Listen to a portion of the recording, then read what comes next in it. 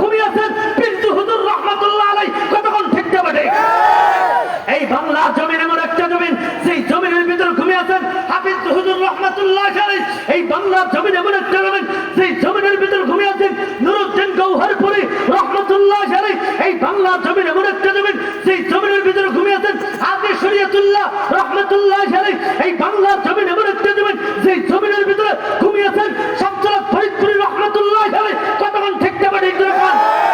এই বাংলার জমিন এমন একটা জমিন, সেই জমিনের ভিতরে ঘুমিয়েছেন পীর সাহেব সরওয়ারে রহমাতুল্লাহ আলাইহি। এই বাংলার জমিন এমন একটা জমিন, সেই জমিনের ভিতরে সবচেয়ে কওমি মাদ্রাসা বেশি। এই বাংলার জমিন এমন একটা জমিন, সেই জমিনের ভিতরে সবচেয়ে মসজিদ বেশি। এই বাংলার জমিন এমন একটা জমিন, সেই জমিনের ভিতরে সবচেয়ে উলামায়ে তলাবা বেশি। এই বাংলার জমিন এমন একটা জমিন, সেই জমিনের ভিতরে সবচেয়ে উলামায়ে দেওবন্দ বেশি।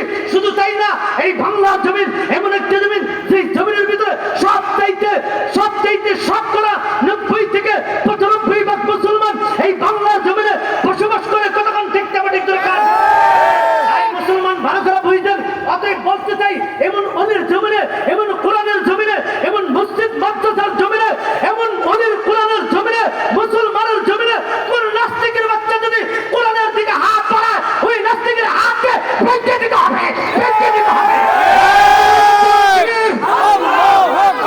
ইসলামের শত্রুরা হুঁশিয়ার সাবধান, কোরআন হাদিসের শত্রুরা হুঁশিয়ার সাবধান। নারে তাকবীর, আল্লাহু আকবার। এই বাংলার জমিনে কোন নাস্তিকের ঠাঁই হতে পারে না। কতক্ষণ ঠিক যাবে? ঠিক দরকার। এই বাংলার জমিনে কোরআন বিরোধিতা করবে এমন নাস্তিকের ঠাঁই এই বাংলার জমিনে মুসলমান নাস্তিককে ঠাঁই দিতে পারে না। কতক্ষণ ঠিক যাবে? ঠিক দরকার।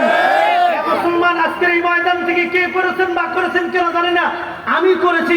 ছোট্ট অবস্থায় দেখবেন গ্রামগঞ্জে ক্ষেতের ভিতরে যখন ধান কাটে, কি কাটে?